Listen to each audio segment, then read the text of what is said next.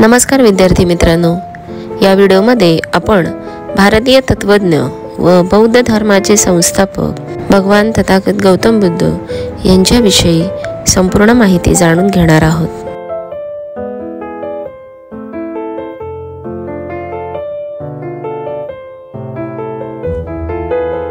शाक्य गणराज्याचा राजा शुद्धोधन आणि त्यांची पत्नी महाराणी महामाया यांच्या पोटी इसवी सन पूर्व 563 मध्ये लुंबिनी येथे एका राजपुत्राचा जन्म झाला।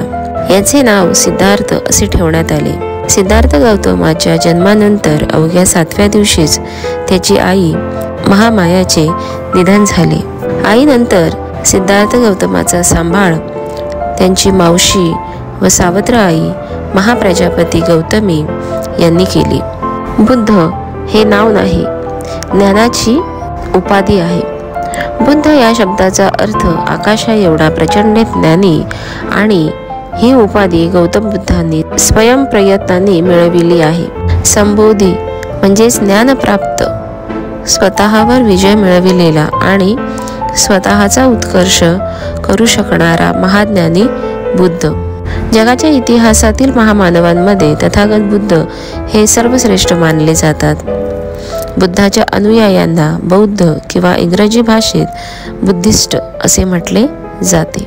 तथागत बुद्धांच्या अनुयायात 2 भाग पडतात, एक म्हणजे भिक्खू व भिक्खुनींचा आणि दुसरा म्हणजे बौद्ध उपासक आणि उपासिकांचा। सिद्धार्थाचे जन्मस्थान लुंबिनी आणि त्यांचे बालपण गेलेली ती कपिलवस्तू राजधानी सध्याच्या नेपाळमध्ये आहे। गौतम बुद्धांची मातृभाषा ही पाली होती। त्यांचे राज्य प्रजासत्ताक होते। बौद्ध साहित्यानुसार त्यांचे पिता राजा शुद्धोधन शाक्य हे कौशल प्रांताचे राजा होते। राजा शुद्धोधनाने सिद्धार्थला चक्रवर्ती राजा बनविण्याचा ध्यास बांधला होता। दैन्य, दुःख, ताप, त्रास, वेदना यांचा त्यास वाराही लागू दिला नाही। धार्मिक आणि आध्यात्मिक विचार, वैराग्य यापासून ते कोसभर दूर राहावेत यासाठी शुद्धोधनाची पितृसुलभ इच्छा होती। 16 वर्ष वय झाल्यानंतर शुद्धोधनाने सिद्धार्थचा विवाह यशोधरीशी लावून दिला। यथावकाश तिने एका मुलास जन्म दिला आणि त्याचे नाव राहुल असे ठेवण्यात आले। धनवैभव, प्रेमळ पत्नी, राजसपुत्र असे सगळे असताना एका लोककथेप्रमाणे सिद्धार्थस नगरातून फेरफटका मारण्याची इच्छा झाली। त्याच्या सारथ्याच्या चन्नच्या अडविण्यास न जुमानता हातीरथाचे सूत्र घेऊन सारथ्यास मागे सारून चुकीच्या मार्गाने निघालेला हा सारथी खऱ्या जगाकडे रथ दौडत निघाला होता। आज त्यांनी जे पाहिले त्यामध्ये प्रथमच जीर्ण शरीराचा रुग्ण त्यांनी पाहिला, जरा जर्जर वृद्धत्व पाहिले, एक प्रेत यात्रा दिसली आणि त्यांच्या लक्षात आले की जग हे आखंड दुःखात बुडालेले आहे। त्यानंतर त्यांनी एक संन्यासी पाहिला आणि त्यांची झोप उडाली। सुखात त्यांचे मन रमेनासे झाले।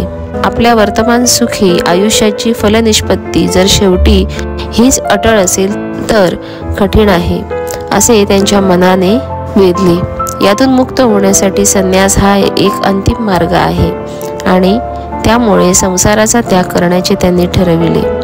वयाच्या 29व्या वर्षी एका पावसाळी रात्री त्यांनी हा निर्णय घेतला आणि सिद्धार्थ राजवाड्याबाहेर निघाला। सर्व संग परित्याग करून सिद्धार्थाने प्रथमच राजगृह येथे जीवनक्रम सुरू केला। सिद्धार्थ आणि इतर 5 सहसन्यासी यांनी संपूर्ण त्यागाचा मार्ग स्वीकारला।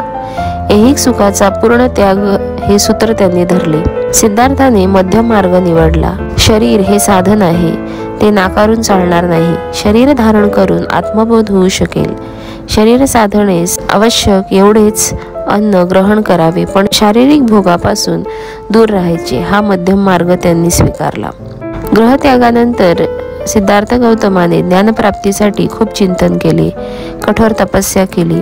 आत्ताच्या बिहार राज्यातील गया येथे निरंजना नदीच्या काठी पिंपळाच्या वृक्षाखाली ध्यानस्थ बसले असताना इसवी सन पूर्व 528 मध्ये वैशाखी पौर्णिमेच्या दिवशी त्यांना दिव्य ज्ञानप्राप्ती झाली। या दिव्य ज्ञानाला संबोधी, बुद्धत्व किंवा निर्वाण असेही म्हटले जाते। ज्ञानप्राप्तीनंतर सिद्धार्थ गौतमाला सर्वजण बुद्ध असे म्हणू लागले। बुद्ध ही व्यक्ती नव्हती, ज्ञानाची अवस्था आहे। बुद्धांना ज्या पिंपळाच्या वृक्षाखाली बुद्धत्व प्राप्त झाले त्या वृक्षाला बोधिवृक्ष असे म्हटले जाते। या व्हिडिओमध्ये आपण भगवान बुद्धाविषयी माहिती जाणून घेतली। असेच अभ्यासपूर्ण नवनवीन व्हिडिओ पाहण्यासाठी व्हिडिओला लाईक करा आणि चॅनलला सबस्क्राईब करा। थँक्यू।